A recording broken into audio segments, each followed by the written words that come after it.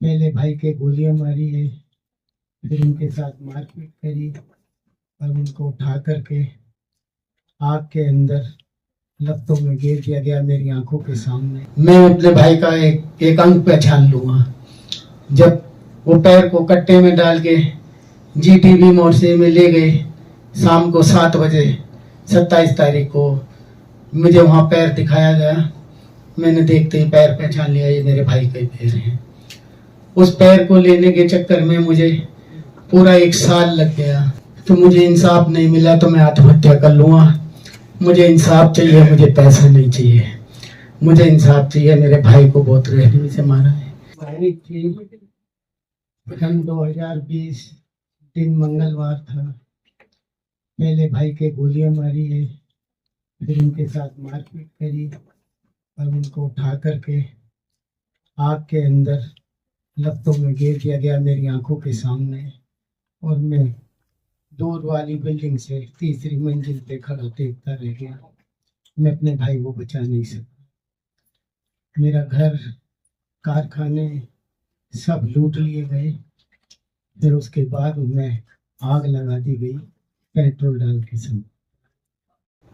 उनके यहाँ से फिर पुलिस वालों के दौरे गए। मैंने उन्हें बताया कि मेरा भाई यहाँ जिंदा आग में डाला है और उनका पता नहीं क्या हाल है, कैसा है, मुझे नहीं पता।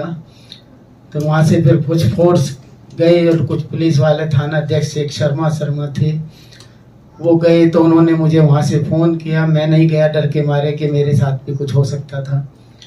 उन्होंने कहा कि सलीम भाई तुम्हारा सिर्फ यहाँ, पहले तो पुलिस वालों ने कहा यहाँ कुछ नहीं है, यहाँ तो जला हुआ सामान है बस। फिर जब मैंने कहा कि मैंने अपने भाई को खुद देखा है, यहाँ पर मेरी आंखों के सामने जिंदा उन्हें आग में डाला है गोली मार के, तो 10 मिनट बाद फोन करने के बाद फिर कहते हैं कि आपके भाई का एक पैर मिला है। कह लगे क्या आप पहचान लेंगे? मैंने कहा मैं पहचान लूंगा। मैं अपने भाई को बचपन से साथ रहा हूँ। मैं अपने भाई का एक अंग पहचान लूंगा। जब वो पैर को कट्टे में डाल के जीटीबी मोर्चे में ले गए शाम को 7 बजे 27 तारीख को, मुझे वहाँ पैर दिखाया गया। मैंने देखते ही पैर पहचान लिया, ये मेरे भाई के पैर हैं। उस पैर को लेने के चक्कर में मुझे पूरा 1 साल लग गया।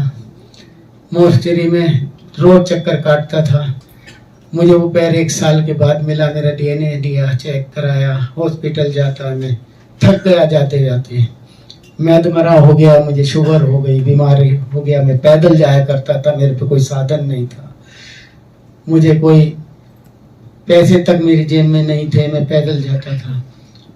आज भी कंपनसेशन के लिए मैं लोगों से कहता हूँ, उसमें से 5 लोग मैंने जो देखे थे वहाँ भाई को जिसने गोली मारी थी, मैंने नाम दर्ज उन्हें पहचाना, कोर्ट के अंदर हाथ रख के पहचाना, 5 को हाथ रख के पहचाना कि ये लोग ऐसे ऐसे वहाँ कर रहे थे।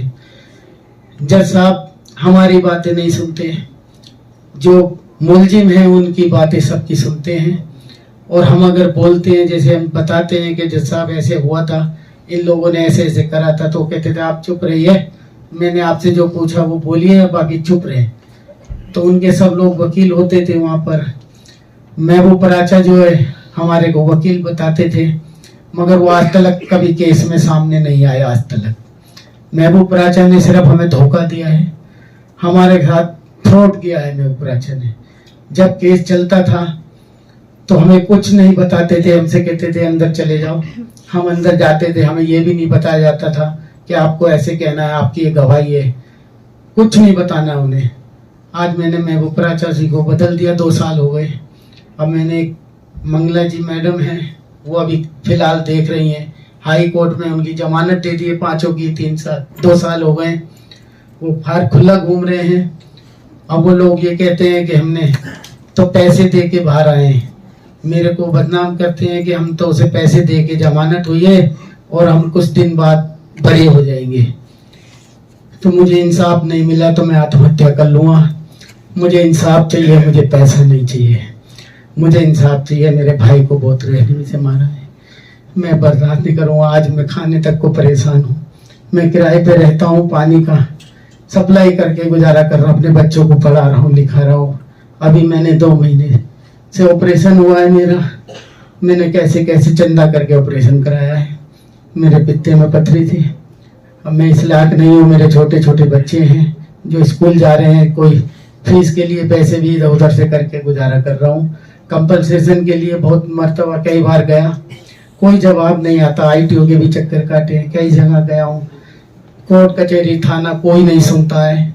जाते हैं सिर्फ धमका करके भगा दिया जाता है, कोई सुनवाई नहीं है। घर के अंदर मेरा अपना खुद का मकान था, तो मैंने जज साहब से कहा कि मेरा वहाँ मकान हैगा और उसमें किसी को आधा पहले बेचा था मेरे मदर ने।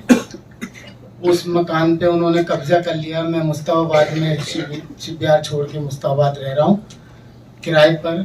वहाँ डर लगता है कि कल को बच्चों के साथ कुछ हो सकता है या मेरे साथ भी कुछ हो सकता है। उन्होंने उस मकान के पेपर बनवा के और उस मकान पे कब्जा कर लिया। मैं वहाँ गया तो मेरे साथ मारपीट की। मैंने जज साहब से कहा कि ऐसे ऐसे मेरा मकान है। कहने लगे तो आपका मकान है तो आप पेपर लाइए, आपका मकान दिला देंगे।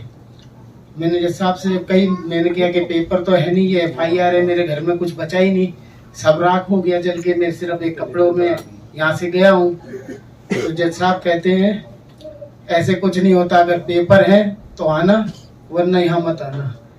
तो केस में जज साहब तक इस बात को कह दिया। आज वो कब्जा करके जमीन को बैठा हुआ है हमारी, उसे कोई छुड़ाने वाला नहीं है, ना कोई केस लड़ने के लिए। हर क्या आदमी कहता कि पेपर लाइए, पेपर मेरे पास है नहीं। मेरे मकान को हर आदमी वहाँ बता देगा ये मकान किसका, सलीम भाई का ये मकान है। उनने पुराने पेपर बनवा लिए और उनकी जो मैडम है जिनने कब्जा करा है वो जज साहब के साथ काम करती हैं।